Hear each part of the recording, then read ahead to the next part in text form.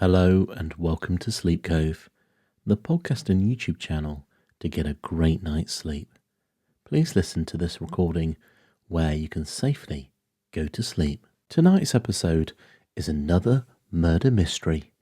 It's taken from a short story collection called Poirot Investigates by Agatha Christie, and the tale is called The Tragedy of Marsden Manor. I hope you enjoy it. Please remember to subscribe to Sleep Cove with the bell so you get notified whenever there is a new video. As with all Sleep Cove stories, there is a version with and without music.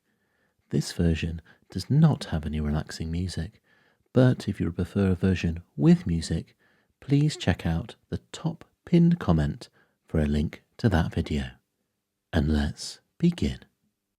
Poirot Investigates. The Tragedy at Marsden Manor.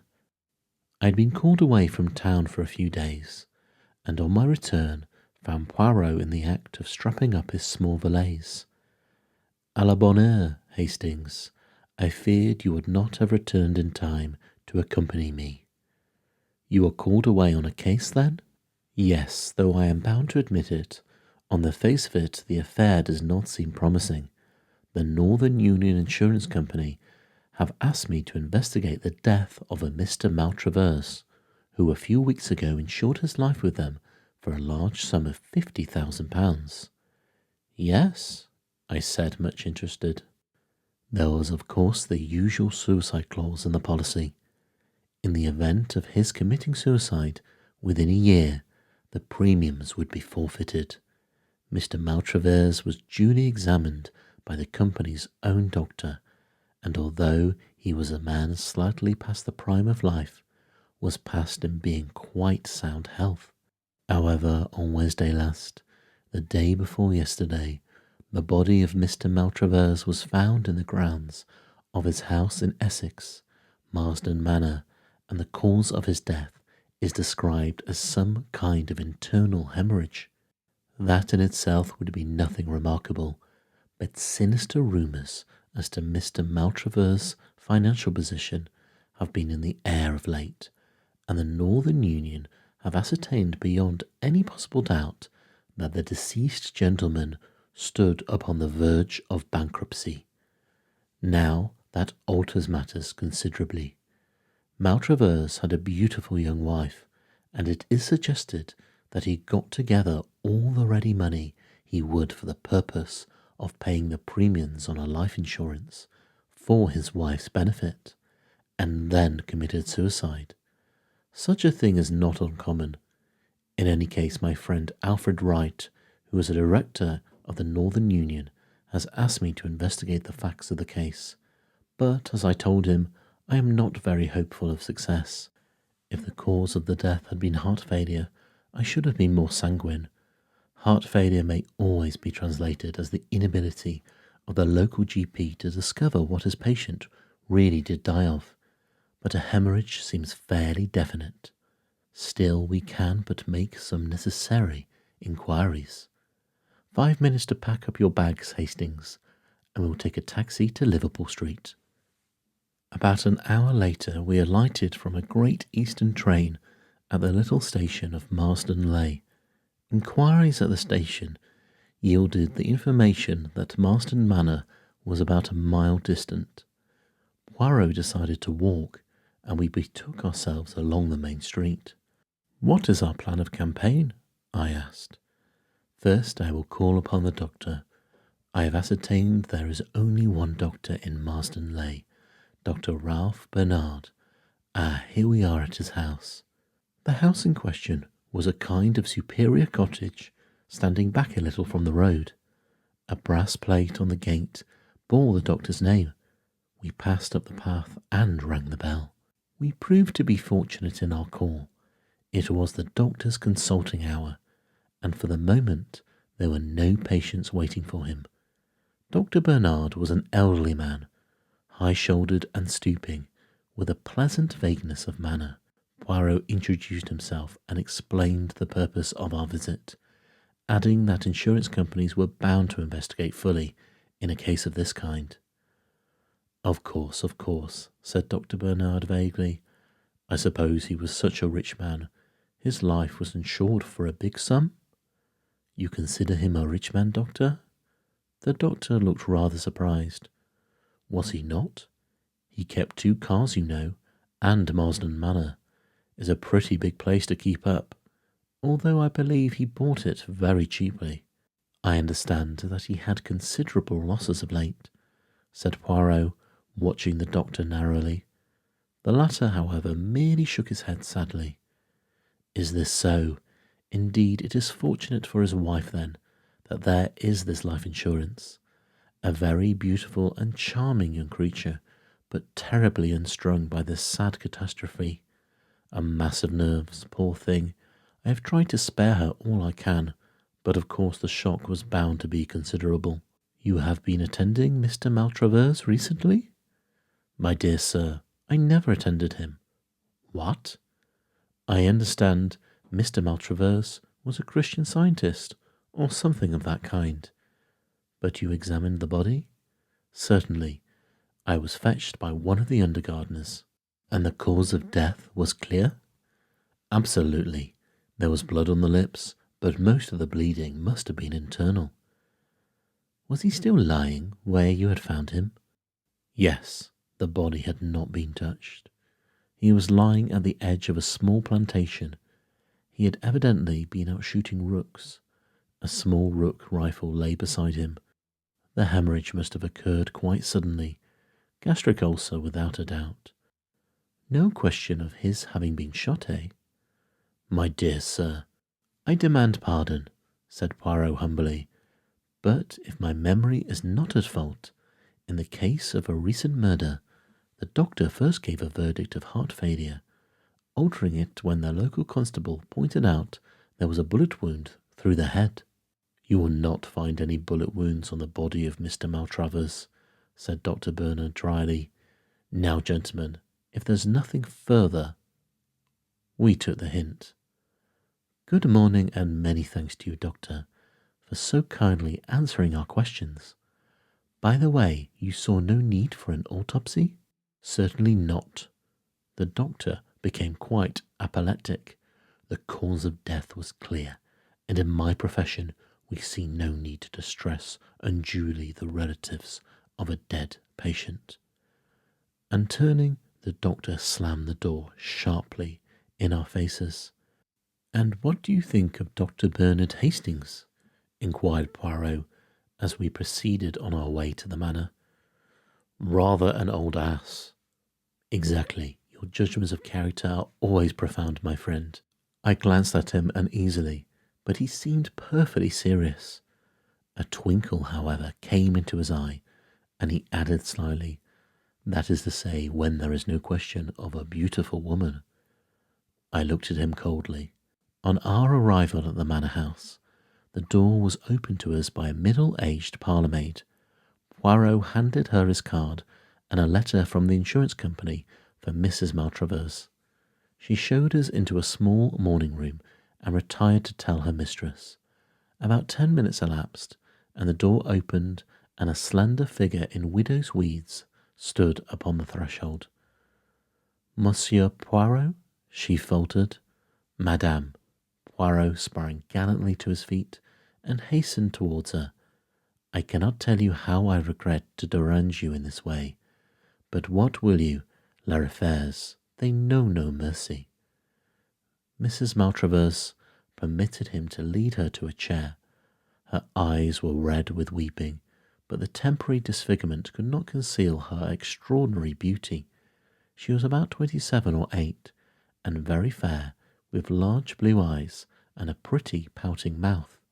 It is something about my husband's insurance, is it? But must I be bothered now, so soon? Courage, my dear madame, courage. You see, your late husband insured his life for a large sum. In such a case, the company always has to satisfy itself as to a few details. They have empowered me to act for them. You can rest assured that I will do in all my power to render the matter not too unpleasant for you. Will you recount to me briefly The sad events of Wednesday. I was changing for tea when the maid came up. One of my gardeners has just run into the house. He had found... Her voice trailed away. Poirot pressed her hand sympathetically. I comprehend enough. You have seen your husband earlier in the afternoon? Not since lunch. I'd walked down to the village for some stamps, and I believe he was pottering round the grounds. Shooting rooks, eh? Yes, he usually took his little rifle with him. I heard 1 or 2 shots in the distance. Where is this little rook rifle now? In the hall, I think. She led the way out of the room and found and handed the little weapon to Poirot, who examined it curiously. 2 shots fired, I see, he observed as he handed it back. And now, madame, if I might see... He paused delicately. The servant shall take you, she murmured, averting her head. The parlour maid, summoned, led Poirot upstairs. I remained with the lovely and unfortunate woman. It was hard to know whether to speak or remain silent. I essayed 1 or 2 general reflections, to which she responded absently, and in a few minutes Poirot rejoined us. I thank you for all your courtesy, madame. I do not think you need to be troubled any further with this matter. By the way, do you know anything of your husband's financial position? She shook her head. Nothing whatever. I'm very stupid over business things. I see. Then you can give us no clue as to why he suddenly decided to insure his life. He had not done so previously, I understand. Well, we had only been married a little over a year, but as to why he insured his life, it was because he had absolutely made up his mind that he would not live long. He had a strong premonition of his own death. I gather he had 1 hemorrhage already, and that he knew that another would prove fatal. I tried to dispel these gloomy fears of his, but without avail. Alas, he was only too right. With tears in her eyes, she bade us a dignified farewell. Poirot made a characteristic gesture as we walked down the drive together. Ah bien, that is that. Back to London, my friend. There appears to be no mouse in this mouse-hole. And yet... Yet what? A slight discrepancy, that is all. You noticed it? You did not? Still, life is full of discrepancies, and assuredly the man cannot have taken his own life. There is no poison that would fill his mouth with blood. No, I must resign myself to the fact that all here is clear and above board. But who is this? A tall young man was striding up the drive towards us.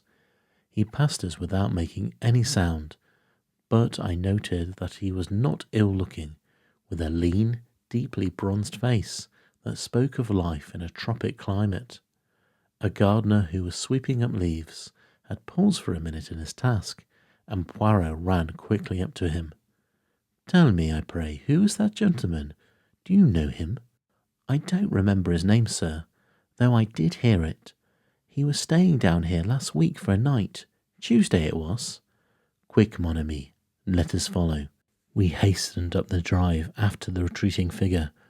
A glimpse of a black-robed figure on the terrace at the side of the house, and our quarry swerved, and we after him, so that we were witnesses of the meeting.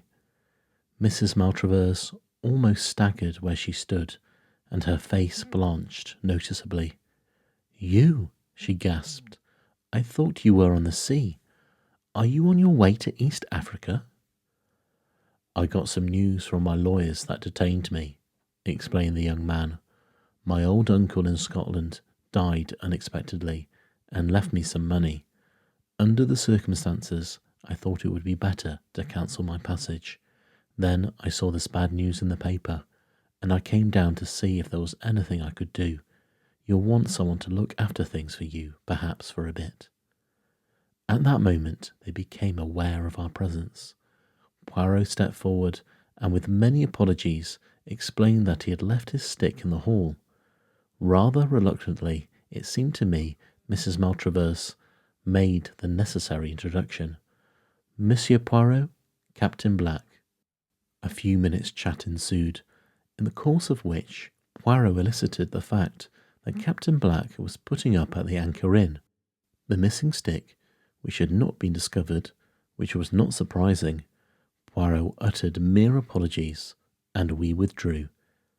We returned to the village at a great pace, and Poirot made a beeline for the Anchor Inn. Here we establish ourselves until our friend the captain returns, he explained. You notice that I emphasise the point that we were returning to London by the first train. Possibly you thought I meant it, but no.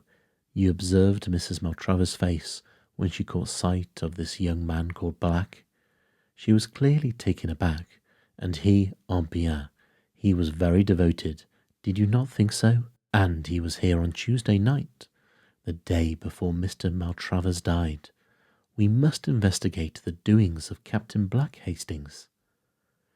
In about half an hour, we espied our quarry approaching the inn. Poirot went out and accosted him, and presently brought him up to the room we had engaged. I have been telling Captain Black of the mission which brings us here, he explained. You understand, Monsieur le Captain, that I am anxious to arrive at Mr. Maltravers' state of mind immediately before his death, and that at the same time I do not wish to distress Mrs. Maltravers unduly by asking her painful questions. Now you are here just before the occurrence, and you can give us equally valuable information.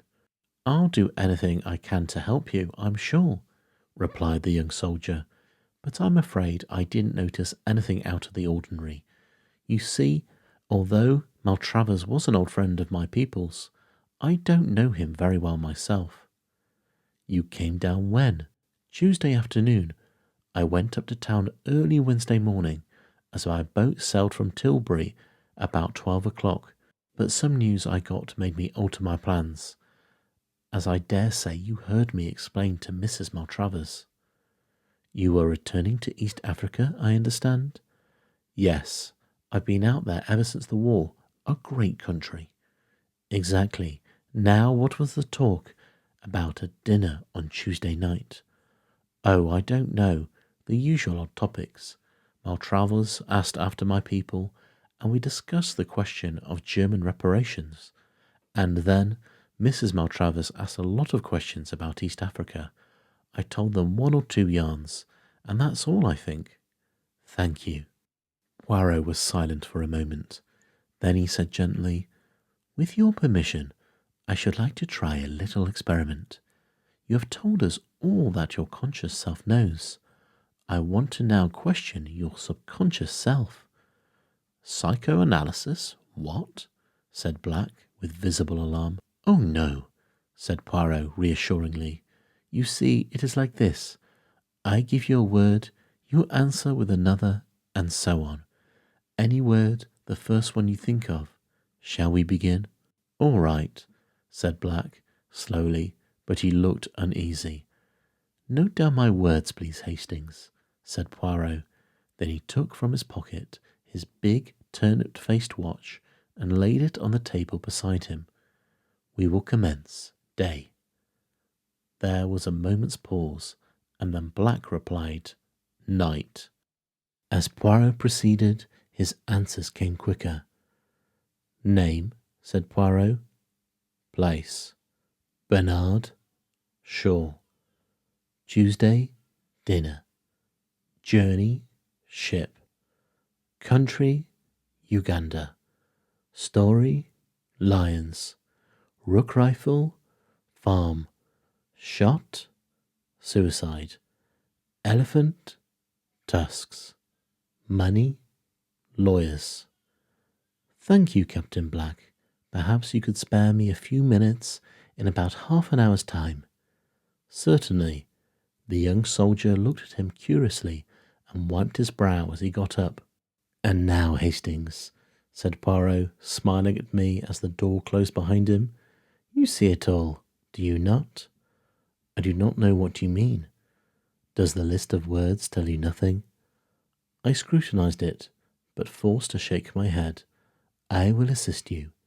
To begin with, Black answered well within the normal time limit, with no pauses, so we can take it that he himself has no guilty knowledge to conceal.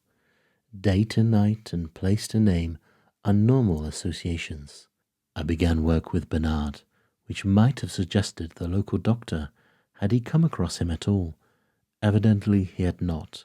After our recent conversation, he gave dinner to my Tuesday, but journey and country were answered by ship and Uganda, showing clearly that it was his journey abroad that was important to him, and not the one which brought him down here.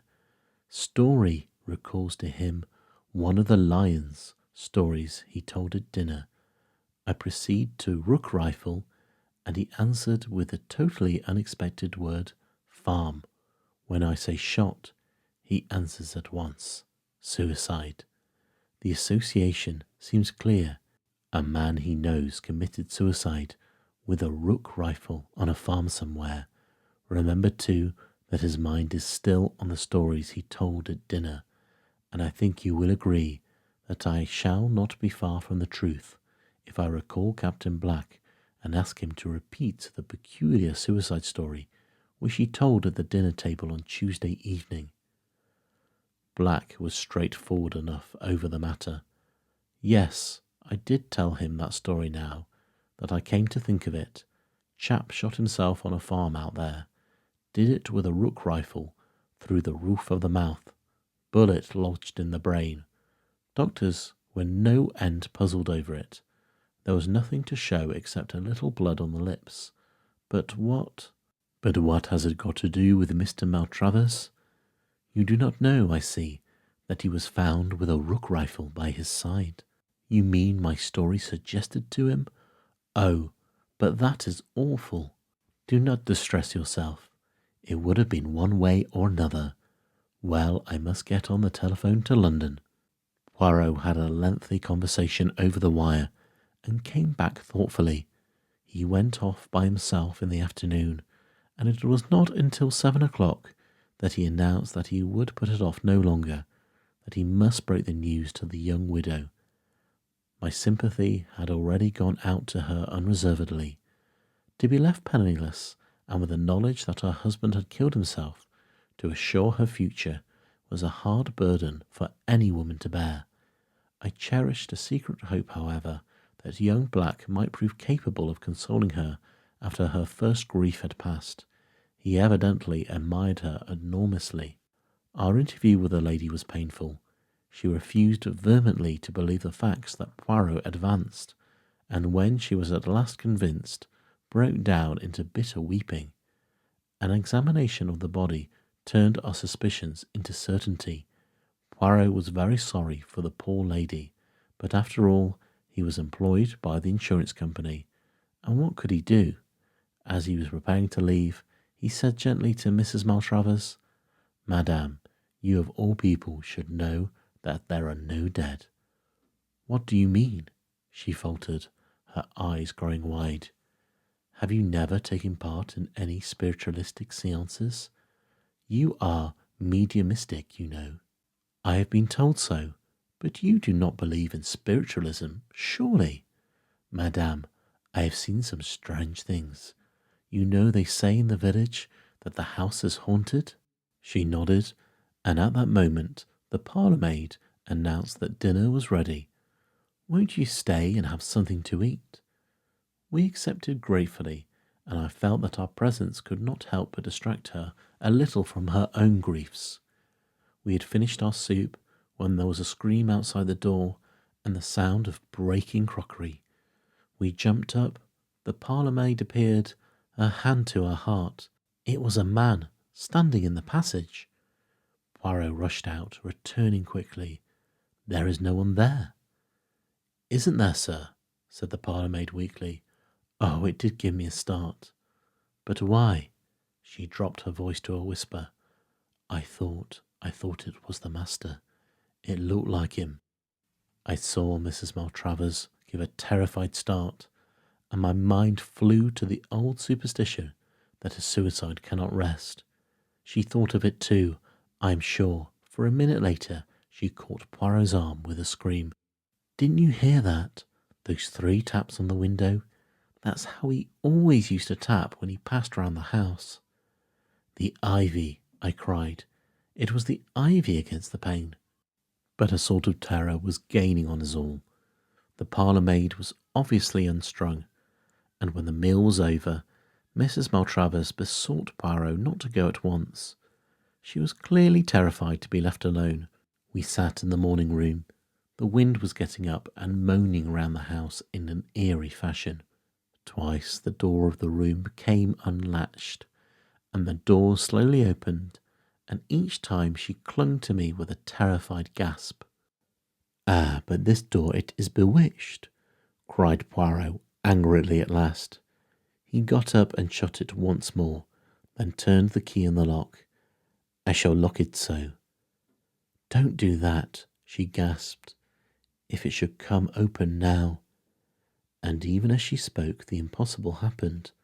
The locked door slowly swung open. I could see into the passage where I sat, but she and Poirot were facing it. She gave one long shriek as she turned to him. "I saw him, there, in the passage," she cried. He was staring down at her with a puzzled face, then shook his head. "I saw him, my husband. You must have seen him too." "Madame, I saw nothing. You are not well, unstrung." "I am perfectly well. Oh God." Suddenly, without any warning, the lights quivered and went out. Out of the darkness came 3 loud raps. I could hear Mrs. Maltravers moaning, and then I saw. The man I had seen on the bed upstairs stood there facing us, gleaming with a faint, ghostly light. There was blood on his lips, and he held his right hand out, pointing. Suddenly, a brilliant light seemed to proceed from it. It passed over Poirot and me, and fell on Mrs. Maltravers. I saw her white, terrified face, and something else. "Oh my God, Poirot," I cried. "Look at her hand. Her right hand is all red." Her own eyes fell upon it, and she collapsed in a heap on the floor. "Blood," she cried hysterically. "Yes, it's blood. I killed him. I did it. He was showing me, and then I put my hand on the trigger and pressed. Save me from him. Save me. He's come back." Her voice died away in a gurgle. "Lights," said Poirot briskly. The lights went on by magic. "That's it," he continued. "You heard Hastings, and you Everett. Oh, by the way, this is Mr. Everett, rather a fine member of the theatrical profession. I phoned him to come this afternoon. His makeup is good, isn't it? Quite like the dead man, and with a pocket torch and the necessary phosphorescence, he made the proper impression. I shouldn't touch her right now if I were you, Hastings. Red paint marked so. When the lights went out, I clasped her hand, you see. By the way, we mustn't miss our train. Inspector Japp is outside the window. A bad night, but he has been able to while away the time by tapping on the window every now and then. You see," continued Poirot, as we walked briskly through the wind and the rain, "there was a little discrepancy. The doctor seemed to think that the deceased was a Christian Scientist, and who could have given him that impression but Mrs. Maltravers? But to us she represented him as being in a great state of apprehension about his own health. Again, why was she so taken aback by the reappearance of the young black? And lastly, although I know that convention decrees that a woman must make a decent pretence of mourning for her husband, I do not care for such heavily rouged eyelids. You did not observe them, Hastings? No, as I always tell you, you see nothing. Well, there it was. There were 2 possibilities. Did Black's story suggest an ingenious method of committing suicide to Mr. Maltravers? Or did his other listener, the wife, see an equally ingenious method of committing murder? I inclined to the latter view. To shoot himself in the way indicated, he probably would have had to pull the trigger with his toe, or at least so I imagine. Now, if Maltravers had been found with one boot off, we should almost certainly have heard it from someone. An odd detail like that would have been remembered. No, as I say, I incline to the view that it was a case of murder, not suicide, but I realized that I had not a shadow of proof in support of my theory, hence the elaborate little comedy you saw played tonight. Even now, I don't quite see all the details of the crime, I said. Let us start from the beginning. Here is a shrewd and scheming woman who, knowingly of her husband's financial debacle and tired of the elderly mate she is only married for his money, induces him to insure his life for a large sum, and then seeks for the means to accomplish her purpose. An accident gives her that. The young soldier's strange story. The next afternoon, when Monsieur le Capitaine, as she thinks, is on the high seas, she and her husband are strolling round the grounds. What a curious story that was last night, she observes. Could a man shoot himself in such a way?